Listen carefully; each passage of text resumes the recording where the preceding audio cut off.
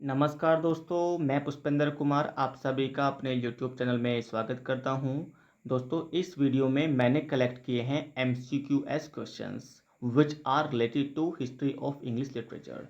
दोस्तों, यहाँ पर जितने भी क्वेश्चंस हैं वो सभी हमारे जुड़े हुए हैं इंग्लिश लिटरेचर से, हिस्ट्री ऑफ इंग्लिश लिटरेचर। अब दोस्तों, यहाँ पर हम उन सभी क्वेश्चंस को लगाएंगे, MCQS टाइप क्वेश्चंस हैं। और देखिए, उन्हीं के साथ में हम उन सभी पॉइंट्स को एक्सप्लेन करते हुए चलेंगे और उसी से हमें फर्दर नॉलेज मिलती रहेगी। दोस्तों, देखिए, जो वीडियो है ना काफ़ी हेल्पफुल होने वाली है, ठीक है। और पर्सनली मुझे इस वीडियो को बनाने में काफ़ी मेहनत करनी पड़ी है। एंड आई होप ये जो वीडियो है ना, जैसे मेरे लिए हेल्पफुल प्रूफ हुई है, क्योंकि इस वीडियो के माध्यम से मैंने बहुत कुछ नया सीखा है। दोस्तों, एक बार फिर से मैं आपको याद दिला दूं, देखिए, यहाँ पर जो मैं वीडियोज़ अपलोड करता हूँ वो कहीं ना कहीं वो कंटेंट होता है जिसको मैं खुद पढ़ता हूँ, राइट, और अपने लिए पढ़ता हूँ, राइट। तो इसीलिए यहाँ पर फिर पढ़ने के बाद में फिर कई बार मुझे ऐसा लगता है कि इस वीडियो को या इस कंटेंट को मैं आप लोगों के साथ में शेयर कर सकता हूँ, so that I am sharing with you. And दोस्तों, आई होप ये जो वीडियो है आपके लिए काफ़ी हेल्पफुल होने वाली है। अब देखिए, अगर आपके लिए वीडियो हेल्पफुल होती है तो फिर आपको इस वीडियो के बारे में जो भी कमेंट करना है या फिर जो भी आपको जैसा भी लगे, आप प्लीज़ उसको कमेंट बॉक्स में बताइएगा, ठीक है। चलिए, अब इस वीडियो को हम शुरू करते हैं। और देखिए, मोस्ट इम्पोर्टेंट बात, अगर आप चाहते हैं कि आप इसकी PDF फॉर्म डाउनलोड करें, ये जो फाइल है जो हम देख रहे हैं, अगर आप ये जो क्वेश्चंस हैं इनकी अगर आप PDF फाइल डाउनलोड करना चाहते हैं तो आप हमारे चैनल से जुड़ें, जिसका नाम है इंग्लिश लिटरेचर हेल्पर्स। आप सर्च करेंगे इंग्लिश लिटरेचर हेल्पर्स तो आपको चैनल मिल जाएगा। देखिए, जिस नाम से हमारा चैनल है उसी नाम से टेलीग्राम चैनल है, तो वहाँ से आप उसको डाउनलोड कर सकते हैं। चलिए दोस्तों, अभी हम अपने फर्स्ट क्वेश्चन की तरफ बढ़ते हैं और वीडियो को शुरू करते हैं। Thank you. देखिए दोस्तों, सबसे पहला क्वेश्चन दिया हुआ है यहाँ पर, इसको ऊपर कर लेते हैं। Yes, doctor Johnson's a dictionary of English language was published in, ठीक है। देखिए, यहाँ पर जो डिक्शनरी है वो डॉक्टर जॉनसन पहली बार डिक्शनरी लेकर के आए थे इंग्लिश की।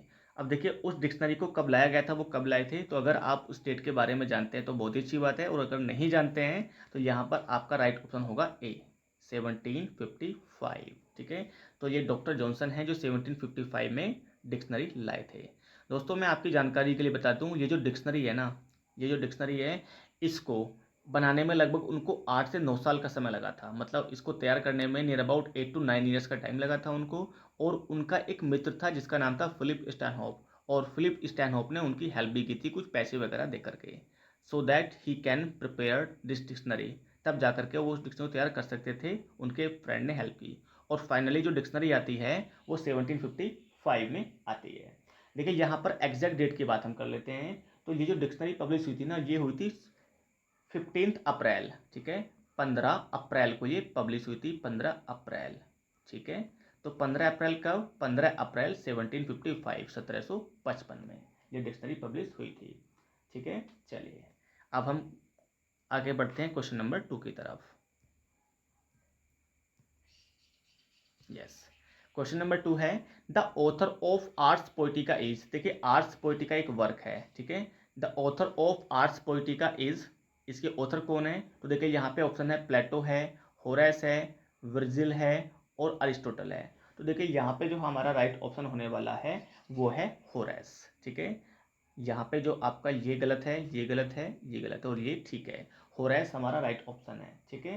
देखिए, आर्ट्स पोइटिका और द आर्ट ऑफ पोइट्री, याद रखेंगे, आर्ट्स पोइटिका और the art of poetry, the art of poetry इसका सबटाइटल है, is a poem written by Horace, ठीक है। तो ये इनके द्वारा लिखी गई पोयम है।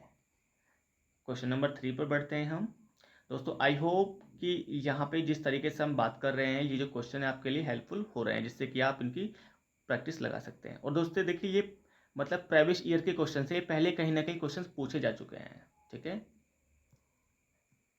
चलिए, क्वेश्चन नंबर 3 है, which of the following is not a work by doctor Johnson. देखिए, डॉक्टर जॉनसन का, doctor Johnson means Samuel Johnson, इनमें से सैमुअल जॉनसन का कौन सा वर्क नहीं है, ठीक है। पहले यहाँ पर 3 ऑप्शन पढ़ लेते हैं, फिर नीचे करेंगे इस पे इसका मैं। चलिए, देखिए, सबसे पहले preface to the English dictionary, ठीक है। दूसरा दे रखा है preface to Shakespeare, lives of English poet. देखिए, प्रीफेस टू इंग्लिश डिक्शनरी बिल्कुल इन्हीं का वर्क है, इन्होंने ही लिखा है। प्रीफेस टू शेक्सपियर, ये भी इन्हीं का वर्क है, कन्फर्म है, ये भी इन्होंने किया है। लाइव्स ऑफ इंग्लिश पोइट्स, देखिए ये भी इन्हीं का वर्क है। और यहाँ पर एक्स्ट्रा जानकारी ले लीजिए, ये जो वर्क है ना, ये नियर अबाउट 1779 और 81 के आसपास में आता है। मतलब ये 1779 से 81 के बीच में इस समय वो पब्लिश कराते हैं, मतलब उस पर कॉन्टिन्यूसली काम कर रहे थे। और देखिए यहाँ पे 52 पोइट्स की वो बायोग्राफी की बात करते हैं, ठीक है, 52 पोइट्स की बायोग्राफी की वो बात करते हैं। दोस्तों यहाँ पे देखिए एक आपको पॉइंट और याद रखना है। देखिए ये जो सैमुअल जॉनसन है ना, इनका एक बायोग्राफर था जिसका नाम था जेम्स बोसवेल, ठीक है, इनका बायोग्राफर था जेम्स बोसवेल, तो याद रख सकते हैं आप इस बात को भी। सैमुअल जॉनसन के बायोग्राफर का नाम है जेम्स बोसवेल। अब हम बढ़ते हैं क्वेश्चन नंबर नहीं, ऑप्शन नंबर डी की तरफ। तो काउले, ठीक है, ये काउले। अब देखिए यहाँ पर जो आपका राइट ऑप्शन है वो डी ही होगा, क्योंकि काउले कोई वर्क नहीं है, काउले तो एक राइटर है, ठीक है। तो यहाँ पर आपका जो ऑप्शन है वो डी है। Which of the following is not a work by doctor Johnson, तो यहाँ पर डी आपका ऑप्शन सही होगा। देखिए Samuel Johnson often referred to as doctor Johnson was an English writer who made lasting contributions to English literature as a poet, essayist and literary critic। Biographer भी रहे थे ये, एडिटर भी थे और लेक्सिकोग्राफर, मोस्ट इंपोर्टेंट। देखिए lexicographer तो आप सभी जानते हैं, LEXICOGRAPHER। Lexicographer is the one who compiles dictionaries और हु एडिट डिक्शनरीज। देखिए जो डिक्शनरी को कंपाइल करता है या फिर उनको एडिट करता है उसे हम बोलते हैं लेक्सिकोग्राफर। अब यहाँ पे इस तरह के 3 वर्ड और जान लीजिए आप। देखिए काकोग्राफर क्या होता है, CACOGRAPHER। Cacographer is the one who is bad spellings, who is bad in spellings. देखिए जिसको सही स्पेलिंग्स नहीं आती हैं वो काकोग्राफर होता है, ठीक है। लेक्सियोग्राफर हो गया काकोग्राफर। अब देखिए एक वर्ड होता है आपका कैलीग्राफर, आसान है, CALLIGRAPHER। Calligrapher is the one, ठीक है, calligrapher is the one who rights neatly and cleanly. जो साफ साफ लिखता है वो होता है कैलीग्राफर, ठीक है। और देखिए जो फोर्थ वर्ड है वो है कार्टोग्राफर। यस, ये क्या हो गया, ठीक है, यहाँ बता देता हूँ मैं आपको। देखिए वो है cartographer, CARTOGRAPHER, cartographer. Cartographer is the one who draws maps. देखिए जो मैप बनाता है, मैप ड्रॉ करता है, उसे बोलते हैं कार्टोग्राफर, ठीक है। आई होप दोस्तों आगे बढ़ रहे हैं अब हम क्वेश्चन नंबर 4 की तरफ, ठीक है। क्वेश्चन नंबर 4 है, आप पढ़ सकते, अरे यार ये, यस, क्वेश्चन नंबर 4 है मोर्स लेटिन मास्टरपीस। देखिए थॉमस मोर्स है ये, Thomas More's Latin masterpiece Utopia was translated into English in. तो देखिए इसको इंग्लिश में ट्रांसलेट कब किया गया था, तो यहाँ पर देखिए ध्यान रखेंगे, यहाँ पे जो राइट ऑप्शन है वो है इसका 1551, ठीक है। और देखिए लिखा कब गया था इसको, तो देखिए लिखा गया था इसको 1516 में। ध्यान रखेंगे आपका right option according to question ये वाला है, ठीक है। अब यहाँ पे तो हम फर्दर जानकारी ले रहे हैं। देखिए जब इसको ओरिजिनली लिखा गया था वो 1516 में लिखा गया था, ये रिटर्न है और यहाँ पे ट्रांसलेटेड है, ठीक है। चलिए अब इसके बारे में कुछ और जान लेते हैं हम। Utopia is a work of fiction and political philosophy by Thomas More. Thomas More का ये वर्क है, published in 1516 in Latin and in English 1551। देखिए ओरिजिनली जो लिखा गया था ना, ये लिखा गया था लैटिन लैंग्वेज में, और इसको जब इंग्लिश में ट्रांसलेट किया गया तो वो हुआ था 1551 में। आई होप यहाँ पर आपको ये कॉन्सेप्ट क्लियर हो गया है। देखिए 1498 से एक अगर आपको डेट याद आ रही हो तो आप मुझे बताइएगा। देखिए इंडिया में 1498 में वास्को डिगामा भारत आए थे, if I am not wrong, ठीक है। जो समुद्री मार्ग से भारत वापस, मतलब भारत में आए थे वो, जैसा मुझे याद आ रहा है। बाकी देखिए ये आपका इंग्लिश लिटरेचर से जुड़ा हुआ तो नहीं है, बट फिर भी मुझे याद आ गया तो मैंने आपको बता दिया। चलिए अब चल रहे हैं हम क्वेश्चन नंबर 5 की तरफ। Yes, question number 5 is the Gutenberg Bible was first published in. The Gutenberg Bible was first published in. तो देखिए जो गुटनबर्ग बाइबल होती है ना वो पहली बार कब पब्लिश होती है, देखिए ये होती है आपकी 1456 में, ठीक है। तो यहाँ पर जो आपका राइट ऑप्शन है वो होगा 1456 में। अब देखिए यहाँ पर ये 2-3 डेट और दे रखे हैं, ठीक है। ये तो आपका पहले हम डिस्कस कर चुके हैं, अभी आई थी। 15-16 का भी आपको पता है। 15-16 में क्या हुआ था, ठीक है। 15-16 में तो देखिए 15-16 में 1451, 1551 में और 1551 में, एक मिनट, हाँ, तो यहाँ पर हमारा जो राइट ऑप्शन होगा वो 1456 होगा, ठीक है। तो यहाँ पर जो हमारा राइट ऑप्शन है वो है ए।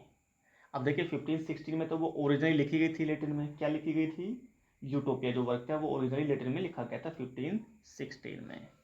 चलिए तो अब हम आगे बढ़ रहे हैं, तो यहाँ पर हमारा राइट ऑप्शन रहेगा दिस वन, 1456, ठीक है। अब देखिए यहाँ पर the Gutenberg Bible is also known as the 42 line Bible. देखिए इसको 42 लाइन बाइबल भी कहते हैं, जानी जाती है। Was the first major book which marked the start of Gutenberg revolution. It came out from Mainz Germany in around 1454 1456 के समय में ये बाहर आई थी, ठीक है। ओके, अब क्वेश्चन नंबर नेक्स्ट चलते हैं। तो यहां पर आपने देखा राइट ऑप्शन आपका ए है। Johnson's edition of Shakespeare, Johnson's edition of Shakespeare appeared in, ठीक है। तो देखिए ये कब अपीयर्ड होता है, 1765 में अपीयर्ड होता है, 1765 में। तो ये आपका यहाँ पर बी ऑप्शन बिल्कुल ठीक है, ठीक है। The plays of William Shakespeare was an 18th century edition of the dramatic works of Shakespeare edited by Samuel Johnson and George Stevens। देखिए Samuel Johnson and George Stevens ने इनको एडिट किया था। His work finally appeared in an 8 volume edition 1765, और finally जो इनका 8 volume में इनका जो वर्क आता है वो 1765 में आता है। तो इसलिए आपका यहाँ पर ऑप्शन नंबर बी बिल्कुल ठीक है। क्वेश्चन नंबर 6 देखते हैं, 7। The King James Bible was published इन, देखिए जो किंग जेम्स बाइबल है वो कब पब्लिश होती है, देखिए यहाँ पर ये होती है आपकी 1611 में, ठीक है, 1611 में। देखिए जो किंग जेम्स वन है ना जिसकी हम बात कर रहे हैं, जो किंग जेम्स है, तो ये 1603 पर तो गद्दी पर आता है, ठीक है। 1603 में गद्दी पर आता है, और कब से कब रहता है, 1625 तक रहता है, ये आपको अच्छे से पता है। तो किंग जेम्स वन, अच्छा 1625 से 1649 तक कौन रहता है, आई होप आप सभी को पता है, चार्ल्स वन रहता है, ठीक है। और 1649 में ही चार्ल्स वन को एग्जीक्यूट किया जाता है, ठीक है। तो ये 1625 से 1649 चार्ल्स वन रहता है। बाकी हम इसको समझते हैं, the King James Bible was published in 1611 में ये पब्लिश होती है, ठीक है। The King James version KJV, okay, also known as the authorized version, देखिए याद रखेंगे इसको हम ऑथोराइज वर्जन के नाम से भी जानते हैं, किस नाम से, ऑथोराइज वर्जन, ठीक है। ऑथोराइज वर्जन के नाम से भी इसको हम जानते हैं, या फिर किंग जेम्स बाइबल भी इसको नॉर्मली सिंपली कहते हैं। Is an English translation of the Christian Bible for the Church of England, began in 1604 and completed in 1611। देखिए इसकी जो शुरुआत हुई थी ना तैयार करने की, ट्रांसलेट करने की, तो 1604 में, और फाइनली 1611 में ये आ जाता है सामने, ठीक है। The books of king James one, ठीक है, king James version Bible include the 39 books of old testament and 27 books of new testament. देखिए ओल्ड टेस्टामेंट की इसमें 39 बुक होती हैं, और 27 बुक्स न्यू टेस्टामेंट की होती हैं। चलिए हमें इतना नहीं जानना है, बस बात खत्म। हमें तो ये जानना है कि कब आती है, 1609 में आती है, ठीक है। अब आगे चल रहे हैं। विक्टोरियन एज विटनेस्ड अ क्लैश बिटवीन, देखिए जो विक्टोरियन एज है, ठीक है, तो इसमें जो यहाँ पे विटनेस, विक्टोरियन एज विटनेस्ड, जो विक्टोरियन एज में जो विटनेस रहा वो क्लैश किस किस में रहा है, किस किस के बीच में, तो देखिए वो फेड एंड रीजन के बीच में क्लैश रहा है, फेड और रीजन के बीच में। तो यहाँ पर हमारा ऑप्शन ए ठीक है। विक्टोरियन एरा देखिए कब से कब तक रहा है, आप सभी को पता है, 1837 से 1901 तक रहा है, ठीक है, ये 9 है। 1837 से 1901 जो हमारी जो टाइमिंग है वो क्या है, वो विक्टोरियन एरा है, यानी क्वीन विक्टोरिया अपने वो थ्रोन पर आई थी, ठीक है। अब आगे चलते हैं। Question number 9, in his 1817 review of Coleridge Biographia Literaria, ठीक है, देखिए जो कोलरिज का बायोग्राफिया लिटरेरिया है वो 1817 में आता है। Francis Jeffrey grouped the following poets together as the lake school of poets. अब देखिए यहाँ पे लेक स्कूल ऑफ पोइट्स की बात की जा रही है, तो यहाँ पे बिल्कुल एक अच्छी सी ट्रिक है। ट्रिक है, मुझे तो ऐसे ही याद रहता है। तो यहाँ पे देखिए जहाँ भी आपको वो WO वो को सो दिख जाए, मतलब W के बाद फिर O, C के बाद फिर O, S के बाद में फिर O, तो देखिए वही आपका ऑप्शन है। यहाँ पे के है, नहीं होगा। वो नहीं, ये नहीं होगा। ब्लैक, देखिए आपका डी वाला ऑप्शन बिल्कुल ठीक है। वर्ड्सवर्थ, कोलेरिज एंड सदे, ये क्या है, ये लेक पोइट्स हैं, ठीक है। तो देखिए यहाँ पर डब्ल्यू के बाद फिर ओ, सी के बाद फिर ओ, एस के बाद फिर ओ, ठीक है, तो वो को सो, तो ये आपका यहाँ पर जो ऑप्शन है वो बिल्कुल आपका डी वाला ठीक है। चलिए आगे चलते हैं।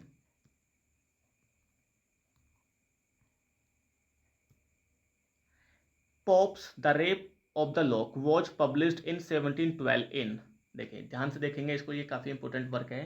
देखिए जो अलेक्जेंडर पोप है ना, उनका जन्म कब होता है, 1688 में। देखिए मुझे टिप्स पर है तो मैंने ऐसे ही बता दिया आपको, 1688 में इनका जन्म होता है और डेथ होती है इनकी 1744 में, ठीक है। अब देखते हैं, अब इनका जो वर्क है ना, the rape of the lock, इसमें टोटल कितने कैंटोज थे जब पहली बार पब्लिश हुआ था, तो देखिए 1712 में ये पहली बार पब्लिश होता है। तो इस समय होते हैं 2 कैंटोज इसमें, ठीक है। और 1714 में फिर ये दोबारा पब्लिश होता है, इसमें प्लस 3 कैंटोज और होते हैं और टेक्निकली 5 कैंटोज इसमें हो जाते हैं। और सेकंड एडिशन में ही देखिए, ये फर्स्ट एडिशन है, ये सेकंड एडिशन है, और सेकंड एडिशन में ही रोसो कर्सियन जो थ्योरी है, ठीक है, रोसो कर्सियन जो डॉक्ट्राइन है उसको ऐड किया गया था, किसमें, सेकंड वाले में। अब देखिए यहाँ पर तो आपको आंसर मिल गया आपका। Pops the rape of the lock was publish in 1712 in 2 cantos, देखिए 2 कैंटोज यहाँ पर डी, तो आपका ये ठीक है। अब देखिए आप कुछ और भी जानिए, अब इसका एक फाइनल वर्जन 1717 में और भी आता है, ठीक है। अब 1717 में क्या होता है, यहाँ पर देखिए एक जो पोप है ना, यहाँ पर जो क्लैरिसा की स्पीच है उसको भी ऐड करते हैं, पॉप क्लैरिसा की स्पीच को ऐड करते हैं। अब देखिए यहाँ पर कुछ और भी जान लीजिए, जब इसका इतना हम कर ही रहे हैं और हमें आता भी है वो टिप्स पर। देखिए जो बेलिंडा है ना, बेलिंडा की जो तुलना की गई है उसकी जो आइज की वो की गई है सन से, ठीक है। बेलिंडा के लैप डॉग का नाम है सोक, SHOCK। बेलिंडा के लैप डॉग का नाम क्या है, सोक है। और देखिए इसमें एक गेम खेला जाता है जिसका नाम है ombre game, ombre game, ombre game होता है इसमें जो बेलिंडा खेलती है और वो एक्चुअली उसको जीत भी जाती है, ठीक है। इसमें देखिए एक एरियल नाम का करेक्टर भी होता है जो हवा में रहता है, ठीक है, एरियल नाम का करेक्टर भी होता है। और देखिए एरियल नाम का करेक्टर आपका द टेम्पेस्ट में भी होता है जो विलियम शेक्सपियर का वर्क है, ठीक है। और देखिए ये जो वर्क है ये किसके कहने पर लिखा गया था, तो देखिए अलेक्जेंडर पोप का एक दोस्त है जिसका नाम था जॉन कैरल, ठीक है, वो इनसे काफ़ी बड़े थे, वो 20 ईयर्स ओल्डर थे, उनके कहने पर इन्होंने ये वर्क लिखा है। और ये जो वर्क है ये किसको डेडिकेटेड है, तो ये अराबेला फर्मर को डेडिकेटेड है। आई होप यहाँ पर आपको अलेक्जेंडर पोप के बारे में काफ़ी जानकारी मिल गई है। और अलेक्जेंडर पोप को हम क्या कहते हैं, द वास्प ऑफ ट्विकहैम इनको बोलते हैं, अंडरटेकर भी इनको बोलते हैं एक प्रकार से, ठीक है। ओके आगे चलते हैं।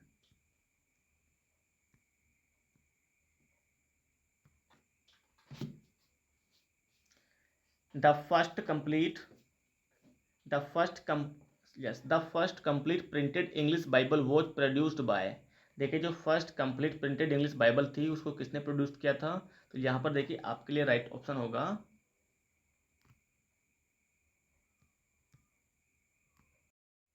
देखिए राइट ऑप्शन होगा आपका सी, माइल्स कोवरडेल, ठीक है। Miles Coverdale's complete Bible in print was published in 1535, तो देखिए ये कब पब्लिश होती है, 1535 में, राइट, सॉरी ये गलत हो गया भाई, 1535 में, ठीक है।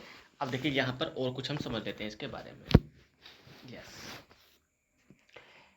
John Wycliffe first hand written Bible in manuscript, देखिए जॉन वाइक्लिफ की जो फर्स्ट हैंड रिटन बाइबल थी वो 1380 में दिखाई पड़ती है हमें, 1380 में, ठीक है, जॉन वाइक्लिफ की।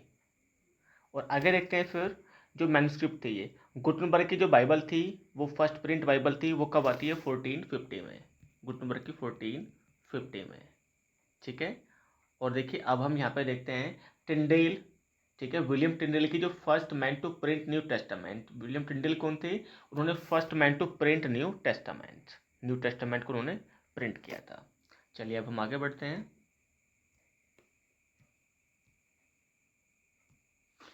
The Augustan age is called so because, देखिए ऑगस्टन एज इसको क्यों बोलते हैं? तो देखिए यहाँ पे आपके पास ऑप्शन है, king Augustus ruled over England during this period, the English writers imitated the Roman writers during this period, the English king was born in the month of August, the this was an age of sensibility. तो देखिए यहाँ पर आपका B option बिल्कुल ठीक है, ठीक है, the English writers imitated the Roman writers during this period, ठीक है। अब देखिए यहाँ पे Augustan age is a style of British literature produced during the range of queen Anne, king George one and second in the first half of 18th century.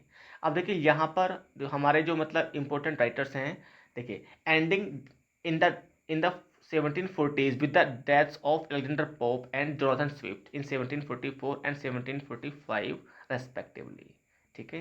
चलिए यहाँ पर आपको राइट ऑप्शन मिला B, the English writers imitated the Roman writers during this period, मतलब इस समय में इन्होंने जो रोमन राइटर्स थे उनको इन्होंने इमिटेट किया था इस समय के राइटर ने। चलिए आगे बढ़ते हैं अब हम।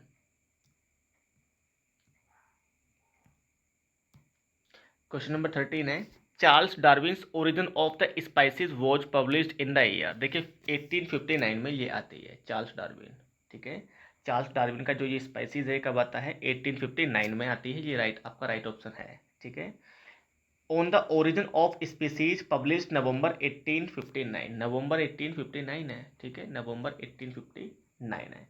Is a work of scientific literature by Darwin which is considered to be the foundation of evolutionary biology. चलिए यहाँ पर आपका राइट ऑप्शन ए है। अब नेक्स्ट देखते हैं question number 14, to daffodils is a poem written by, देखिए to daffodils एक पोएम है और देखिए ये किसके द्वारा लिखी गई है, ठीक है। तो देखिए ये पोएम है आपके रॉबर्ट हैरिक के द्वारा, ठीक है, रॉबर्ट हैरिक के द्वारा। चलिए Robert Herrick 1591-1674 was a 17th century lyric poet. He is best known for हेस्पराइड्स, देखिए इनका एक वेल नोन वर्क है हेस्पराइड्स, HESPERIDES,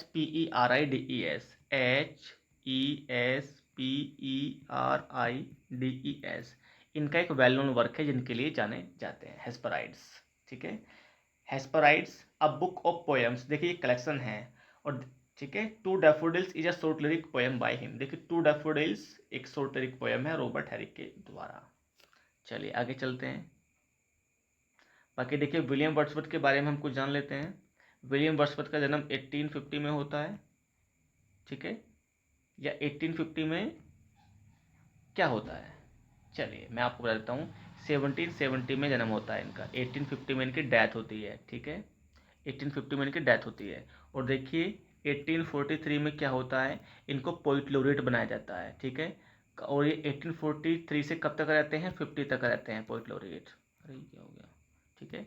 तो ये कब तक रहते हैं? 1843 से 1850 तक रहते हैं। और देखिए 1850 में इनकी डेथ होती है और 1850 में ही अल्फ्रेड लॉर्ड टेनिसन टेनिसन बनते हैं आपके 1850 में पोइट लॉरेट वो बन जाते हैं। और वो कब से कब तक रहते हैं? वो रहते हैं 1850 से 1892 तक। चलिए आगे बढ़ रहे हैं अब हम। तो विलियम वर्ड्सवर्थ के बारे में हमने जाना। क्वेश्चन नंबर 15 देखेंगे,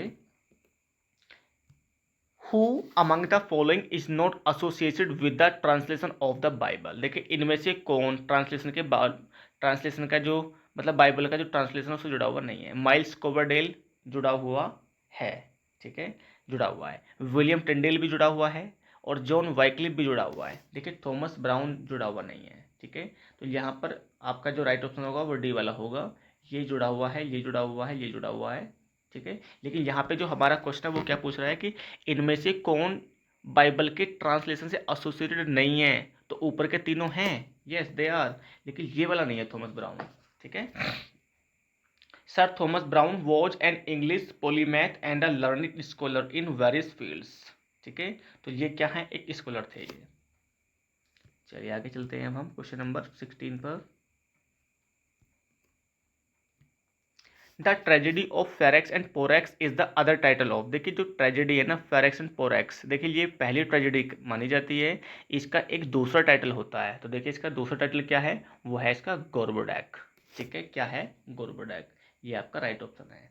the tragedy of Ferrex and Porrex is the subtitle, ठीक है, ऑफ सैकविले एंड नॉर्टन। देखिए अब ये लिखी किसके द्वारा गई थी, तो सैकविले एंड नॉर्टन के द्वारा। ठीक है, कब लिखी गई थी, तो देखिए 1561 के आसपास में इसको परफॉर्म किया जाता है, 1561 में। ठीक है, ये भी हम याद रखेंगे इसको। ठीक है, चलिए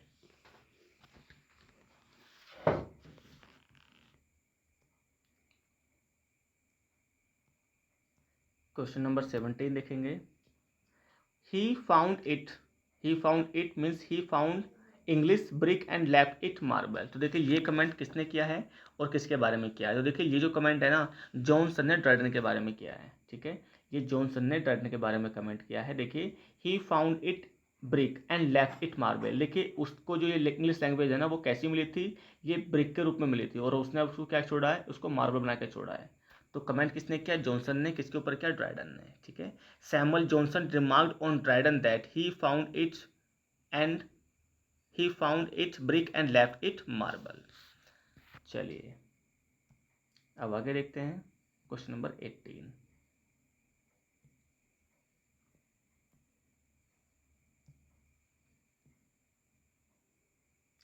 यस, क्वेश्चन नंबर 18 है, identify the period during which the Puritans under the rule of Oliver Cromwell and his Commonwealth shut down all English theatres and religious and moral grounds। तो देखिए यहाँ पर देखते हैं,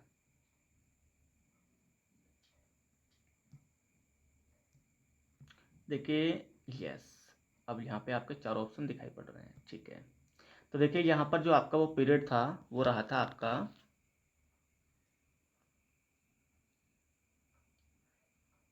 1649 से 1660। ठीक है, तो देखिए 1649 से 1660 आपका जो बी ऑप्शन है बिल्कुल ठीक है।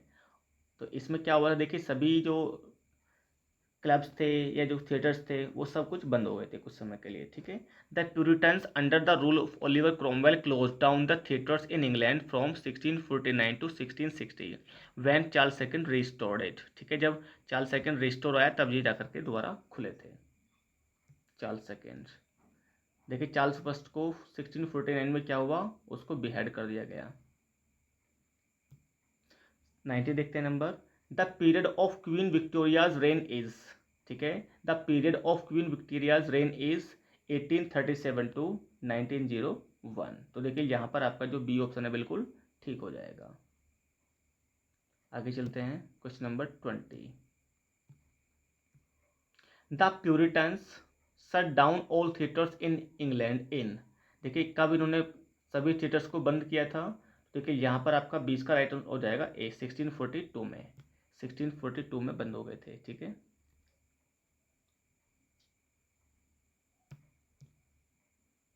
और उसके बाद में फिर बंद रहे थे और 1660 में जाकर के दोबारा खुलते हैं। क्वेश्चन नंबर 21 देखते हैं,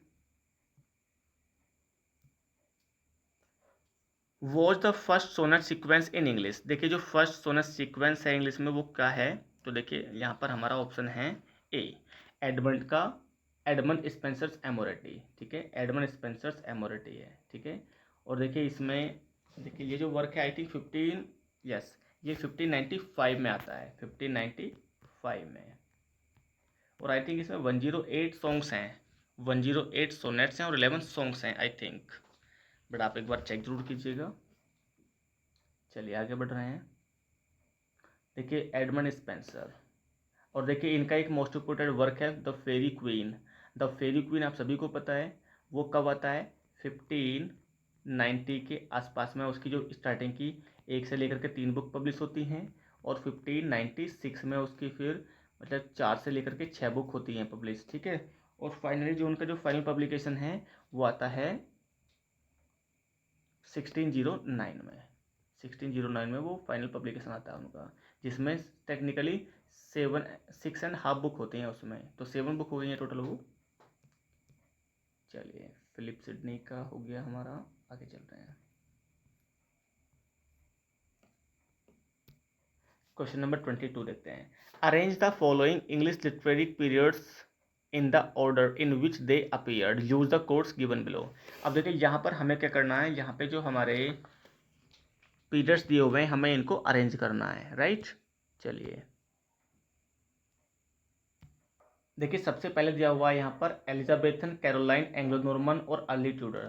तो देखिए यहाँ पर सबसे पहले जो पीरियड है वो आपका होगा अर्ली एंग्लो नॉर्मन, ठीक है। यहाँ पर इसमें हम लिख देते हैं यस, ये आपका नंबर 1 पर होगा एंग्लो नॉर्मन पीरियड, ठीक है। अब इसके बाद में जो आपका होगा वो होगा अर्ली ट्यूडर, ठीक है, ये आपका अर्ली ट्यूडर होगा।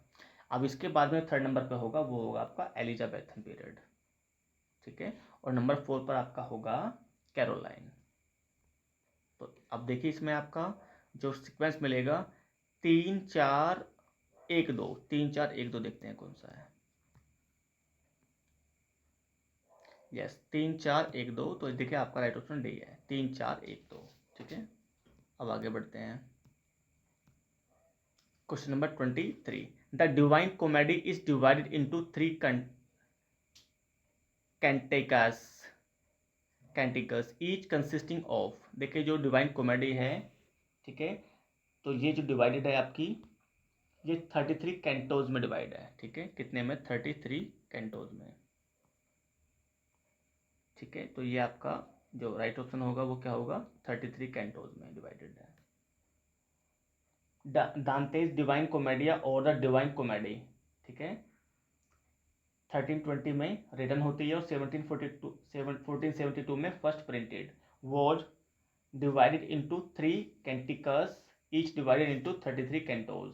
The 3 canticles were hell, purgatory and paradise. देखिए ये याद रखेंगे हम यहाँ पे, जो वो 3 canticles थे उनके नाम था hell, ठीक है, PURGATORY purgatory और पैराडाइज, ये उन 3 कैंटिकस के नाम थे, पैराडाइज।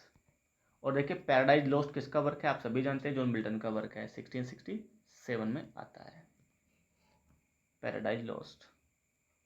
चलिए क्वेश्चन नंबर 24 देख रहे हैं। After the Norman conquest England became a 3 language nation for at least 2 centuries. The 3 languages were. देखिए उस समय वो 3 लैंग्वेजेज कौन कौन सी थी?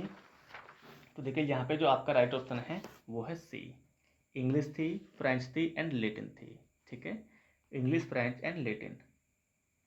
देखिए यहाँ पर आपको ये याद रखना है,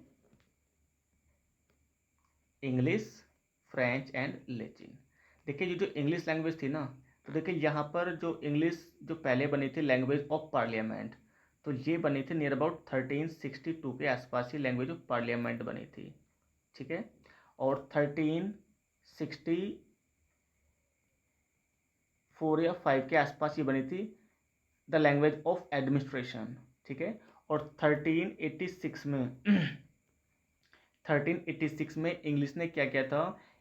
इंग्लिश ने जो फ्रेंच लैंग्वेज उस समय चलन में थी ना, उसने स्कूल सिलेबस से इसको रिप्लेस कर दिया था। मतलब जो उस समय स्कूलों में जो फ्रेंच लैंग्वेज पढ़ाई जा रही थी, तो 1386 में 1385 में जो ये इंग्लिश लैंग्वेज थी इसने उसको रिप्लेस कर दिया और ये स्कूल में पढ़ाई जाने लगी। कौन सी लैंग्वेज? 1386 में स्कूल सिलेबस से रिप्लेस हो गई English language, right. Which Bible is the earliest English version printed with words divisions. देखिए यहाँ पर जो आपका राइट ऑप्शन होने वाला है वो आपका होगा द जिनेवा बाइबल, ठीक है, the Geneva Bible, option number B. The first English new testament to have both chapter and verse divisions was the Geneva Bible. और देखिए कब आती है ये? 1560 में। कब आती है ये? 1560 में आती है।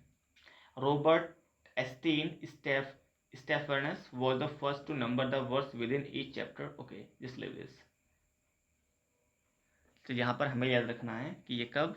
1560 में। ओके, अभी हमने इस वीडियो में 5 क्वेश्चंस किए हैं, आगे बढ़ते हैं। दोस्तों मैं आशा करता हूँ यहाँ पर जो हमने 25 क्वेश्चंस डिस्कस किए हैं उनके आंसर जाने हैं वो आपको समझ में आए होंगे। और दोस्तों देखिए नेक्स्ट वीडियो में हम आगे के 25 क्वेश्चंस डिस्कस करेंगे और इस तरह से हम इसको 4 या 5 वीडियो में हिस्ट्री ऑफ इंग्लिश लिटरेचर को ओवर करेंगे, राइट। यहाँ पर देखिए आपको प्रैक्टिस सेट लगाने का भी मौका मिलेगा, मतलब आप अपने आंसर पहले से चूज़ करेंगे और बाद में देखेंगे कि आपका आंसर ठीक है या नहीं ठीक है।